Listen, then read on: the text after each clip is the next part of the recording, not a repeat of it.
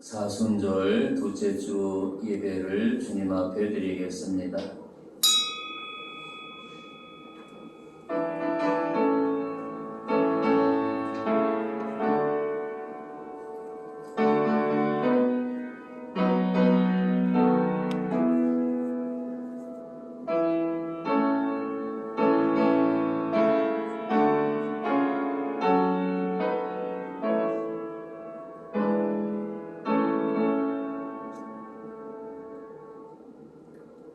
말씀이 육신이 되어 우리 가운데 거하심에 우리가 그의 영광을 보니 아버지의 독생자의 영광이요 은혜와 진리가 충만하더라. 요한이 이에 대하여 증거하여 외쳐 이르되 내가 전에 말하기를 내 뒤에 오시는 이가 나보다 앞선 것은 나보다 먼저 계심이라 한 것이 이 사람을 가리킴이라 하니라.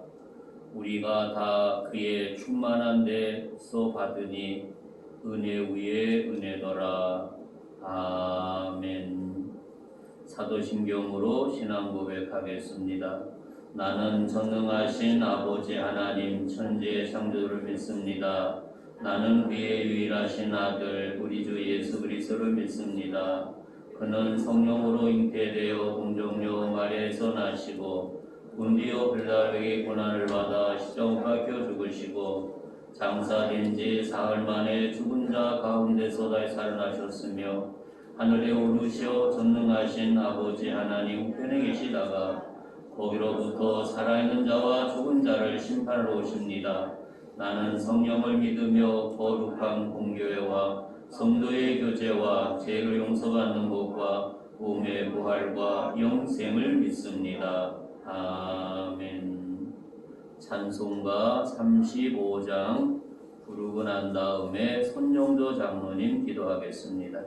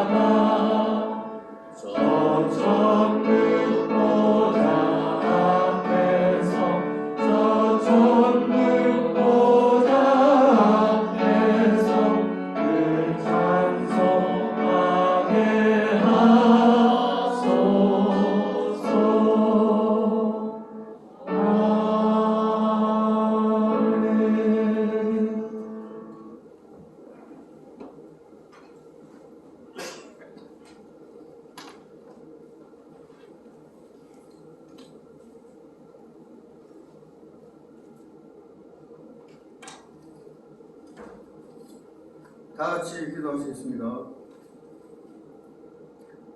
지금도 살아계셔서 온 인류의 모든 역사를 주관하시며 우리 인간들의 생사화복을 주관하시는 거룩하신 하나님 아버지, 감사와 찬송과 영광을 올려드리옵나이다. 오늘도 거룩하고 복된 성일을 허락하시고 우리 모두가 하나님 전에 나와 예배드릴 수 있도록 함께 하심을 진심으로 감사함을 드립니다. 사랑과 은혜가 풍성하신 하나님 아버지, 부족한 저희들은 지난 한 주간도 하나님 보시기에 여러 가지로 지은 죄가 많았음을 자복하고 회개합니다. 이 시간 다 용서하여 주시옵시고 예배에 온 마음과 정성을 다하는 우리의 예배가 되게 하옵소서. 전지전능하신 하나님 아버지, 우리 진치동 교회를 구원 발전하게 하심을 감사드립니다. 교회의 사명을 잘 감당하게 해주시고 지역사회 전도와 세계 선교회까지도 최선을 다하여 하나님께 칭찬받는 우리 교회가 되게 하옵소서. 코로나19가 하루속히 종식되어 우리 교회 기간마다 항상 자리가 차고 넘치게 하옵시고 더욱더 발전하는 우리 교회 각 기관들 되게 하옵소서. 진치동 교회 모든 성도님들 위해도 항상 건강 주시고 올해 계획한 일들이 하나님 은혜 가운데 만사 형통하고 승리하는 모두가 되게 하옵소서. 우리의 기도를 들으시고 응답해 주시는 전능하신 하나님 아버지, 우리 교회 몸의 질과 여러 가지 어려움으로 중보기도 요청된 사랑하는 성도님들 있습니다. 일일이 손잡아 일으켜 세워주시고 빠르게 회복되기를 간절히 바라고 나옵나이다. 모두가 나음을 받아서 항상 기뻐하고 쉬지 말고 기도하고 범사에 감사하는 우리 모두가 되게 하옵소서. 교회 여러 곳에서 알게 모르게 봉사하는 손길들과 해외 나간 자들과 군 복무 중인 사랑하는 자들에게 크신 사랑과 은혜로 언제나 지켜주시고 함께하여 주시옵소서. 우리나라를 지켜주시는 하나님 아버지, 우리나라가 복음으로 통일되어서 세계 최고의 나라가 되고 하나님을 기뻐하시는 일에 최선을 다하는 우리나라가 되게 하옵소서. 귀한 말씀을 전하실 이세영 목사님이 언제나 건강 주시고 전하시는 말씀이 능력이 되게 하시고 그 말씀의 힘으로 우리 모두가 한 주간도 하나님께 영광 돌려 드리는 삶을 살게 하옵소서. 동역하시는 두 분 부목사님 위에도 같은 은혜를 다하여 주시옵소서. 이 모든 말씀을 거룩하신 예수님 이름으로 감사하며 기도합나이다.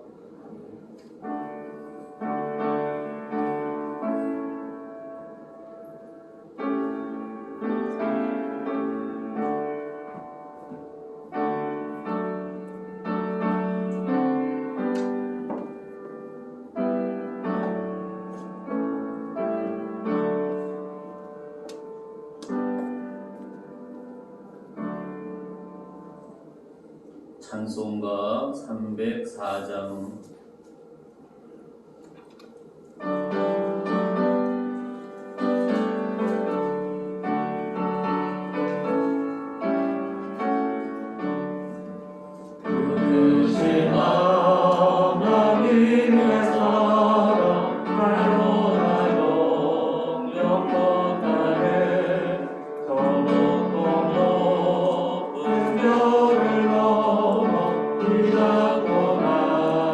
나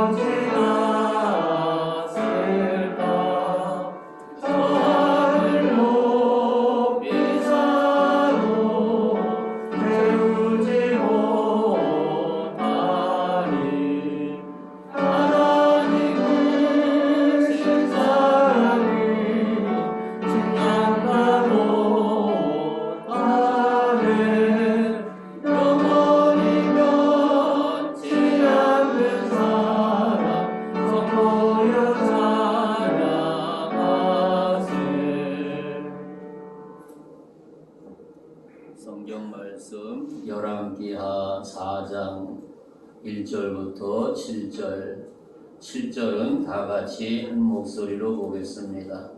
열왕기하 4장 1절부터 7절 되겠습니다. 선지자의 제자 중에 아내 중에 한 여인이 엘리사에게 부르짖어 이르되 당신의 종 나의 남편이 이미 죽었는데 당신의 종이 여호와를 경외한 줄은 당신이 아시는 바니이다. 이제 빚준 사람이 와서 나의 두 아들을 데려가 그의 종을 삼고자 하나이다 하니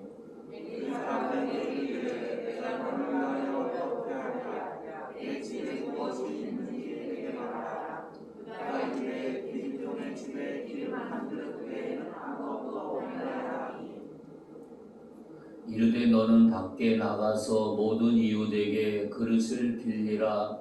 빈 그릇을 빌리되 조금 빌리지 말고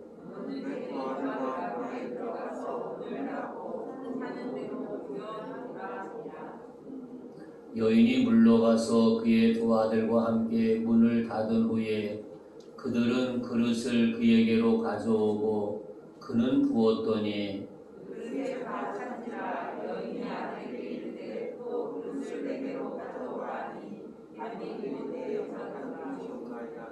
그 여인이 하나님의 사람에게 나가서 말하니 그가 이르되 너는 가서 기름을 팔아 갖고 남은 것으로 너와 내 두 아들이 생활하라 하였더라. 아멘. 귀한 말씀을 중심해서 은혜를 담을 그릇을 준비하자. 다르게 제목을 붙여본다 하면 축복을 담을 그릇을 준비하자. 또 하나 더 붙여본다면 치료를 담을 그릇을 준비하라. 이 앞에 은혜나 축복이나 치료를 생각해 볼 수가 있지요. 귀한 말씀을 중심해서 은혜를 나누고자 합니다. 본문 말씀에 보면 엘리사가 하나님의 선지자로서 공경에 처한 선지 생도의 미망인을 도와준 일이 기록되어 있습니다. 소량의 기름으로 빚을 갚고도 남을 만큼 많은 양으로 증가시킴으로써 그의 생활을 유지하게 한 기적 이야기를 본문에서 발견하게 됩니다. 사랑하는 성도 여러분, 이렇게 보잘것없지만 말씀에 순종할 때 하나님의 놀라운 기적을 체험한다는 사실을 깨닫게 하고 있습니다. 그래서 1절에 보면 이 여인의 악한 사정에 대해서 말씀을 합니다. 이제 빚준 사람이 와서 나의 두 아들을 데려가 그의 종을 삼고자 하나이다. 빚준 사람이 빚을 갚지 못하니까 아들 둘을 데려다가 종으로 삼는다는 것입니다. 본문과 같이 아버지 빚 때문에 이 남은 두 아들이 빚준 사람에게 종으로 팔리는 것은 이스라엘 율법상 합법적으로 이루어지게 된 것을 생각하게 되지요. 그래서 본문에서 선지자의 생도가 빚을 진 채 죽은 것은 아마도 이세벨의 박해를 통해서 죽은 것이 아닌가. 그래서 많은 학자들이 그렇게 추측을 하고 있습니다. 그러므로 이 가정은 남편을 잃었기 때문에 경제적으로 어려운 위기에 직면하게 된 것을 생각하게 되지요. 경제적으로 어렵고 빚을 졌으니까 그 생활이 얼마나 힘들었다는 사실을 발견해 볼 수가 있습니다.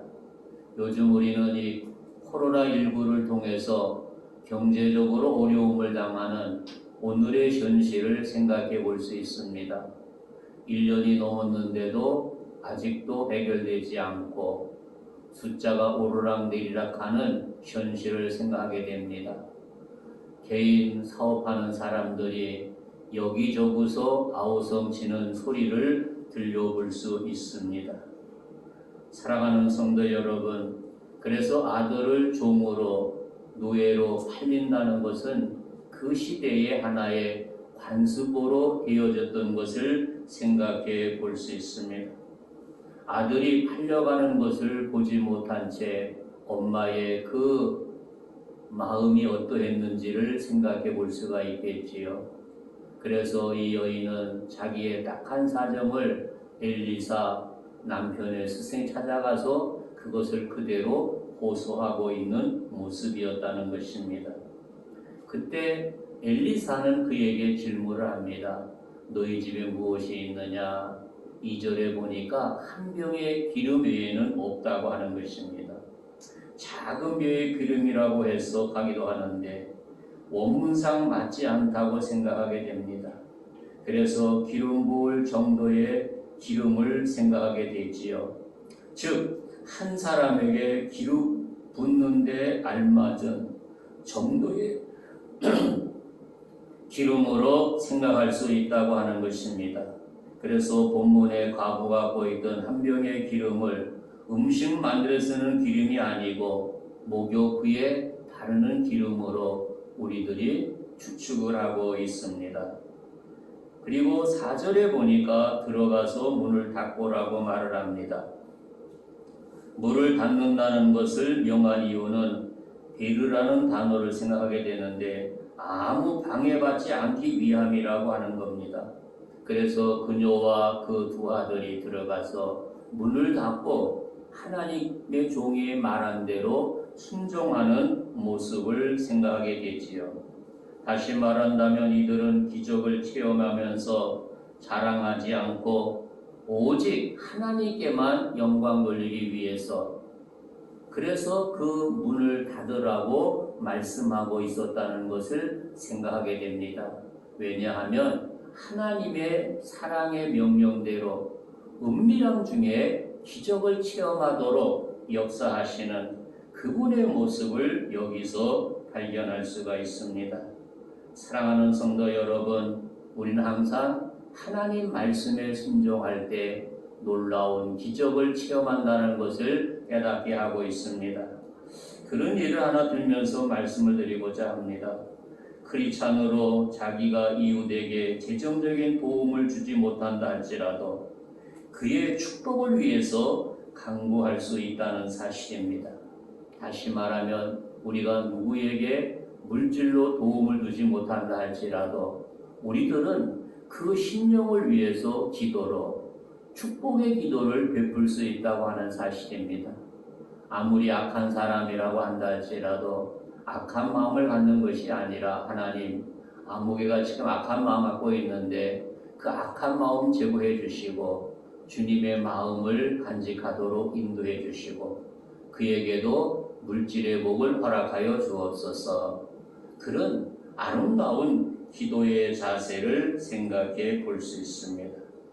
그래서 이 여인은 하나님 앞에 하나님의 종의 앞에 낱낱이 구하고 있는 모습을 생각할 수가 있습니다.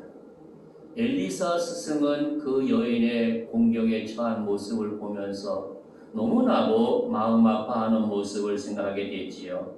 그때 성도의 미망인이 빚을 갚을 수 있도록 도와주는 놀라운 은총을 본문에서 발견할 수가 있습니다. 먼저 중요한 것은 과부의 호소를 들었다는 겁니다.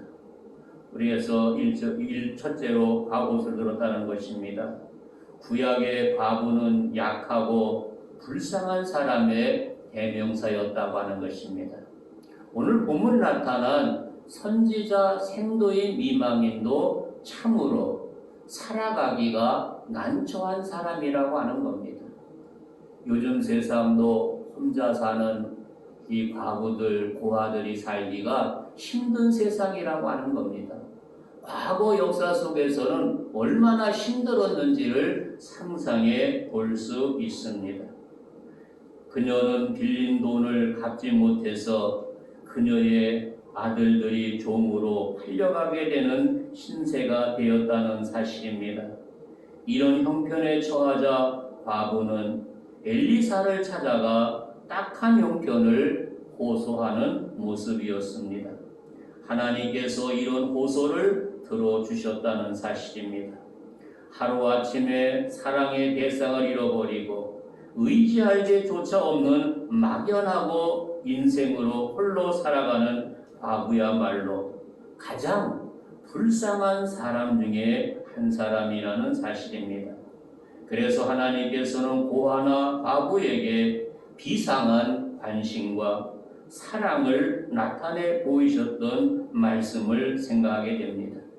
사랑하는 성도 여러분, 그래서 하나님께서도 이런 과부들의 딱한 사정을 들으시고 역사하셨던 섭리를 생각하게 됩니다. 마가복음 12장에 보니까 자기의 모든 소유를 연보함으로 칭찬 들었던 가난한 과부 이야기를 생각하게 되고, 사도행전 9장에 나타난 선행과 구제에 앞장선 과부 다비다의 이야기를 생각해 볼 수 있습니다. 예수님께서 죽은 아들을 고쳐주신 나인성 과부의 아들의 이야기도 생각이 됩니다. 과부된 지 84년 동안 성전을 떠나지 않고 주야로 기도에 힘쓴 과부 안나의 모습도 생각하게 됩니다. 오늘 본문에 나타난 엘리사에게 도움 준 이 사렙과 과부 등을 생각하게 됩니다.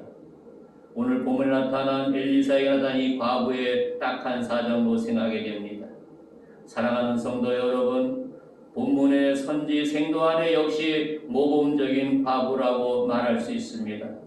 감당할 길이 막연한 엄청난 빚과 어린 자식을 남겨두고 죽은 남편에 대한 추호의 원망 없이 엘리사를 찾아가 자신의 공경을 호소하고 있는 모습이라는 사실입니다. 이러한 행위는 어려움을 만난 성도들에게 자세히 좋은 교훈을 안겨주고 있습니다.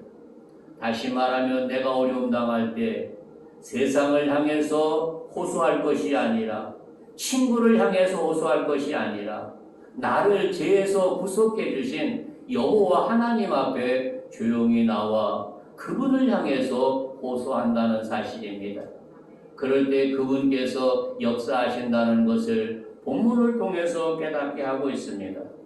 그리고 두 번째로 구체적으로 응답하셨던 주님의 섭리를 발견하게 됩니다. 빚을 지고 죽은 남편을 대신하여 생활을 책임져야 할 그녀에게 있어서 당장 끼니가 얼마나 힘들었는지를 생각해 볼 수 있습니다. 빚으로 인하여 채권자의 종으로 끌려간 두 아들에 대한 걱정이 앞섰다는 사실입니다. 만약 빚을 갚지 못할 경우 두 아들은 채권자의 종으로 7년 동안 종살이를 해야만 한다는 사실입니다. 출애굽기 21장에 보니까 7년 동안 종살이하다가 안식년에 돌아온다고 하는 사실입니다. 이처럼 어려운 공경에 처한 가난한 과부 호소를 들은 엘리사는 이 문제를 실제적으로 해결해 주셨다는 사실입니다. 사랑하는 성도 여러분, 하나님께서 과부 형편을 돌아보시고 엘리사로 하여금 그녀에게 아름다운 응답으로 역사하신 모습을 생각하게 됩니다. 엘리사는 그녀의 형편을 다 듣고 난 후에 구체적으로 그녀의 도울 방법을 찾고 있다고 하는 사실입니다. 그래서 오늘 본문 2절에 보니까 내가 너를 위하여 어떻게 하냐고 말하고 있습니다. 다시 말하면 내가 너를 위해서 어떻게 하냐고 하는 겁니다. 그래서 이는 가난한 과부의 하소연을 들은 엘리사가 맨 처음 한 말이라고 하는 것입니다. 이것은 다른 말로 내가 원한 무엇이냐 그것에 내게 이루어 주겠다는 뜻을 의미하고 있습니다. 우리 예수님께서도 38년 동안 고통당했던 이 베스다 연못가에 있던 환자를 고쳐주기 위해 제일 먼저 던졌던 질문이 무엇입니까? 요한복음 5장 6절의 말씀처럼 내가 낫고자 하느라였다는 사실입니다. 낫기를 원했던 병자는 고침받아 자리를 들고 걸어가는 놀라운 기적을 체험하게 되었습니다. 사랑하는 성도 여러분, 인생의 여러 가지 고통스러운 문제에 봉착한 우리에게 너를 위해 내가 어떻게 하냐고 주님께서 묻고 있다고 하는 겁니다. 내가 너를 위해서 무엇을 하느냐고 말하고 있습니다. 사랑하는 성도 여러분, 이렇게 주님의 묻는 말에 아멘으로 화답하는 역사가 있기를 바랍니다. 그리고 나의 사정을 숨기지 않고 그분 앞에 낱낱이 고한다고 하는 것입니다. 그래서 두 번째 보니까 2절에 네 집에 무엇이 있느냐고 물었습니다. 엘리사의 응답은 이제 구체적으로 가난한 가부에게 주어지고 있습니다. 2절을 보니까 내 집에 뭐 있느냐 말하는데 그가 이르되 계집종의 집에는 기름 한 병 외에는 아무것도 없나이다. 구체적으로 기름 한 병을 제시하고 있습니다. 보잘것없는 기름 한 병, 그녀의 전 재산이었습니다. 그러나 그 기름 한 병이 하나님을 기적을 산출하는 놀라운 요소가 되었다고 하는 겁니다. 그가 숨기지 않고 주님 앞에 솔직하게 내놓을 때 기적을 베푸는 아름다운 역사가 되었다는 사실입니다. 우리가 잘 아는 이야기를 생각해 볼 수 있지요. 어린 소녀가 떡 5개와 물고기 2마리를 생각하게 됩니다. 그 많은 군중들 앞에 그들에게 먹을 것을 찾았을 때 어린 소녀가 주님 앞에 내놓은 것 떡 5개와 물고기 2마리라고 하는 사실입니다.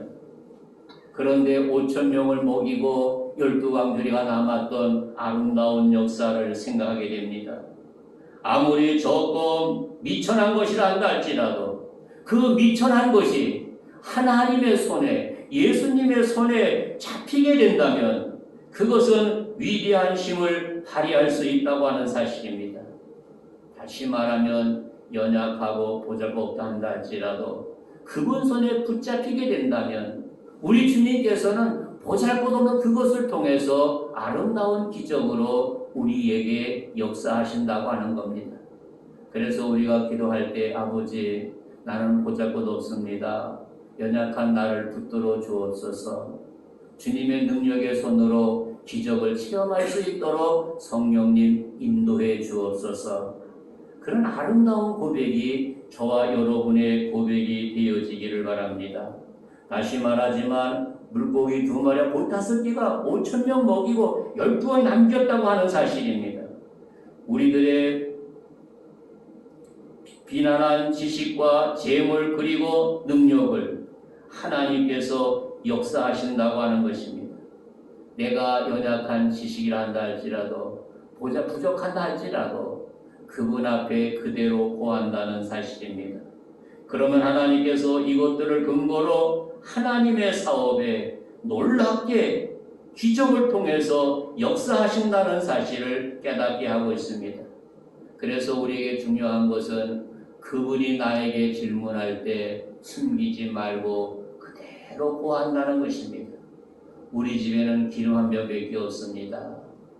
어떤 사람들은 자기의 있는 것이 없는데 거기에다가 뻥치기로 얘기하는 사람들을 볼 수 있지요. 그러면서 지금은 보잘것없지만 과거에는 우리 집에 금송아지가 몇 마리 있었다고 뻥튀기 하는 사람을 보게 됩니다.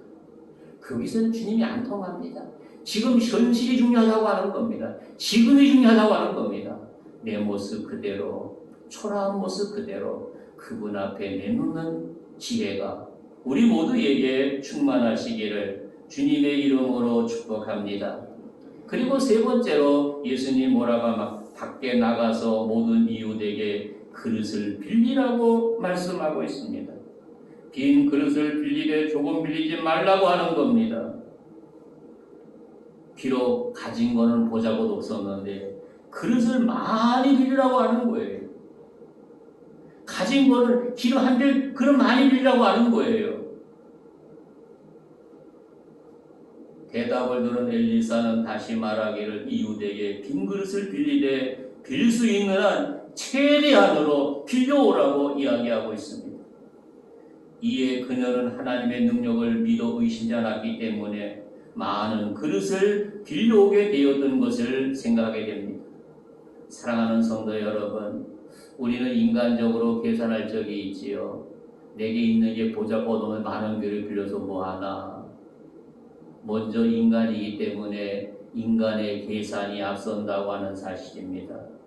이것은 우리의 미련함을 여기서 깨닫게 합니다. 빈 그릇의 수요는 그녀의 믿음의 분량을 의미합니다. 은혜 받을 그릇의 분량을 의미합니다. 축복받을 믿음의 분량을 필요합니다. 치료받고자 하는 그 심령의 그릇을 그분이 원하고 있다고 하는 겁니다. 우리가 준비하지 않고는 하나님의 기적을 체험하는 주인공이 되지 않는다고 하는 겁니다.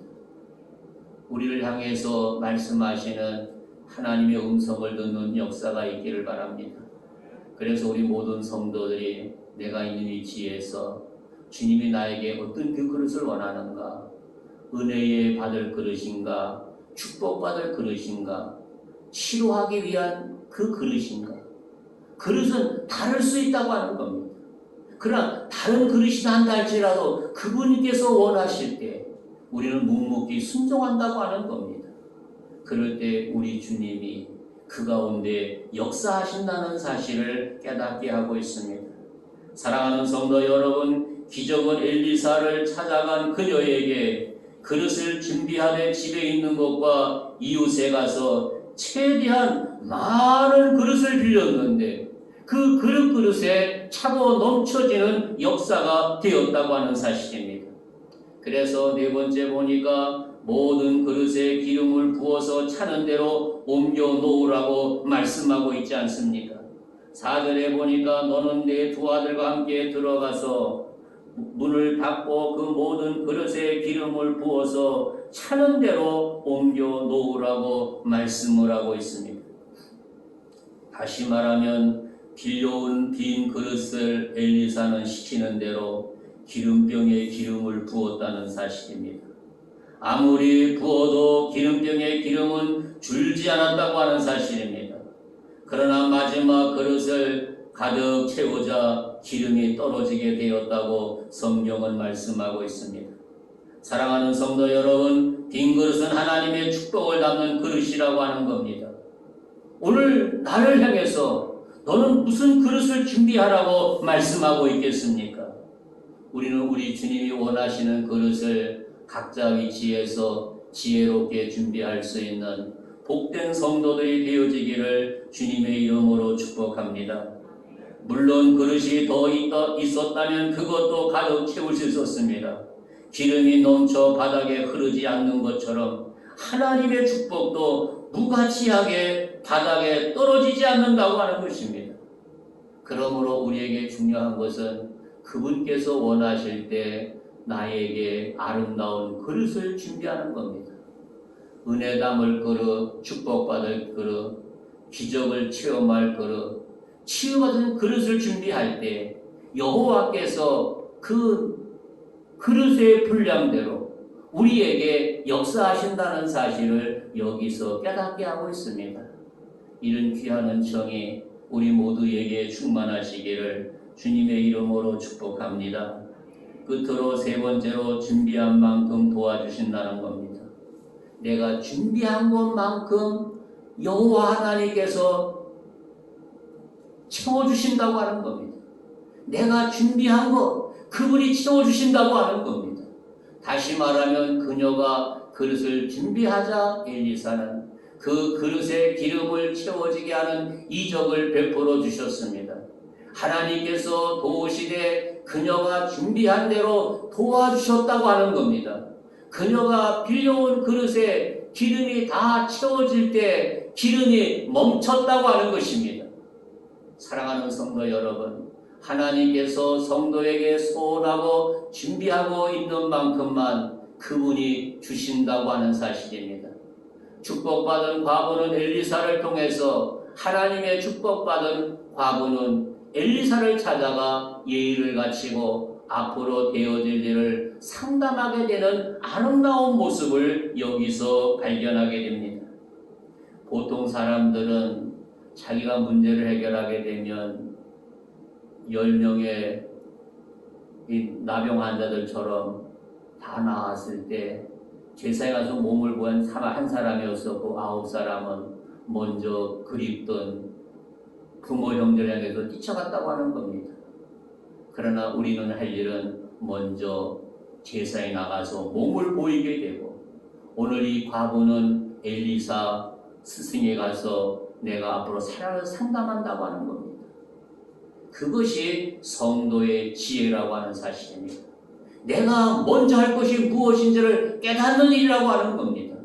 내가 다 됐다고, 해방되었다고 내 마음대로가 아니라 하나님의 음성을 들으면서 그분께 가까이 나간다는 사실입니다. 사랑하는 성도 여러분, 이 여인을 통해서 귀한 것을 발견하게 됩니다. 그녀를 괴롭혔던 부채도 갖고 두 아들과 함께 생활할 수 있는 여유도 생겼습니다. 하나님의 풍성하신 축복을 경험한 그녀는 하나님의 영광을 위해서 그 아름다운 뜻을 보람있게 살아가게 되는 모습을 생각하게 됩니다. 마태복음 25장 29절에 보면 무릇 있는 자는 받아 풍족하게 되고 없는 자는 그 있는 것까지 빼앗기리라고 말했습니다. 하나님의 기적을 체험하고 났을 때 그분의 뜻에 순종하고 그분 말씀에 순종할 때 그분께서는 더 채워주신다고 하는 겁니다. 그런데 그분의 뜻이 아닌게 살아가게 될 때 뭐라고 말합니까? 있는 것까지 빼앗긴다고 했습니다. 사랑하는 성도 여러분, 이 어려운 환자를 보면서 우리는 무엇을 생각하게 되겠습니까? 내가 기적을 체험하고 중요합니다. 그러나 하나님께서 베푸는 그 기적에 감사하고 그분께 더 가까이 다가설 수 있는 아름다운 주인공, 그래서 우리의 여생이 그분 안에서 그분의 뜻을 아름답게 이루어가는 복된 주인공들이 되어지기를 주님의 이름으로 축복합니다. 좋으신 하나님 감사합니다. 주신 귀한 말씀 마음에 잘 간직하게 해주시고 하나님의 은혜가 충만하도록 인도해 주시고 영광받아 주옵소서. 예수님의 이름으로 축복하며 기도하옵나이다. 아멘. 예물이여 나와서 수고해 주시고 찬송가 438장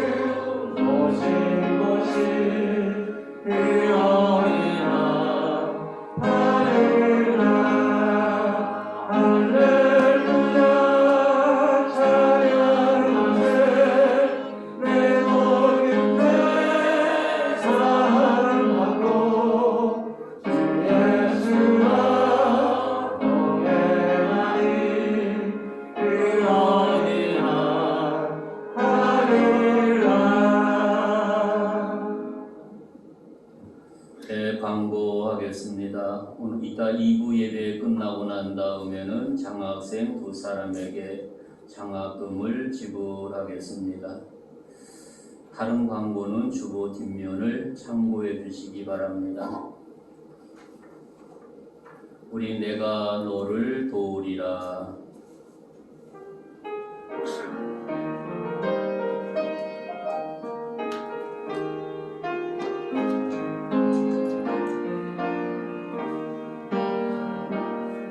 세상이 내 실패에서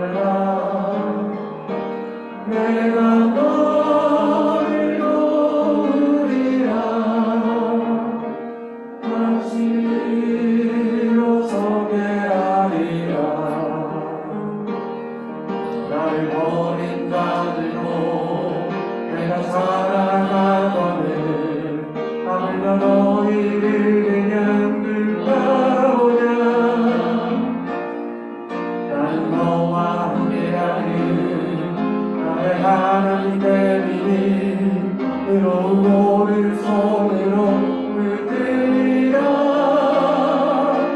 내가 너를 굳세게 하리라 너를 크게 사용하리라 너로 하여금 가르친 바로 내가 너를 도우리라. 네, 광고 하나 더 합니다. 우리 박경 장로님 댁에서 떡과 음료를 제공합니다. 나가실 때 받아가시기 바랍니다. 우리 장로님이 어제 탈순을 맞이했는데 잔치를 하지 못하고 귀한 떡과 음료를 제공하고 있습니다. 우리 박수 한번 치겠습니다. 미리 얘기했으면 주보에 냈는데 미안합니다. 내가 몰라가지고. 우리 첫 번째 인사, 두 번째 인사, 세 번째 인사, 한 번 더 인사할 때 장로님, 집사님, 권사님 믿음의 큰 그릇 준비하시는 안목에 되시기 바랍니다.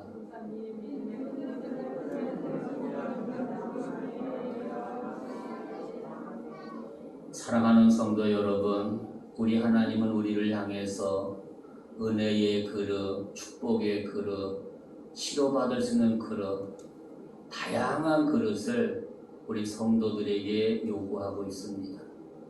그 요구하는 그릇 크게 준비해서 기적을 체험하는 복된 주인공들이 되어지기를 주님의 이름으로 축복합니다. 기도하겠습니다. 하나님 아버지 감사합니다. 정성을 모아 귀한 예물 드릴 수 있도록 은혜 주신 거 감사합니다. 우리의 귀한 정성 기쁘게 흡양해 주시고 영광 받아 주옵소서. 우리 가정 창고에 차고 넘치도록 인도해 주시고 복나려 주옵소서. 특별히 우리 박기영 장로님 건강 주시고 탈순을 맞이할 수 있도록 은혜 주신 거 감사합니다. 지금까지 함께 하신 아버지 남은 여생 함께 해주시고 들어오나 나오나 주의 큰 복 받게 해주시고 영육간에 아울러 건강도 허락해 주시고 장로님 네 분에게 건강 주셔서 자녀 손을 통해서 효를 받는 아름다운 노후가 되게 해주시고 행복한 삶이 되도록 인도해 주옵소서. 보다 믿음의 큰 그릇 준비하는 장로님 네 분 되게 해주시고 큰 은혜와 복으로 축복하여 주옵소서.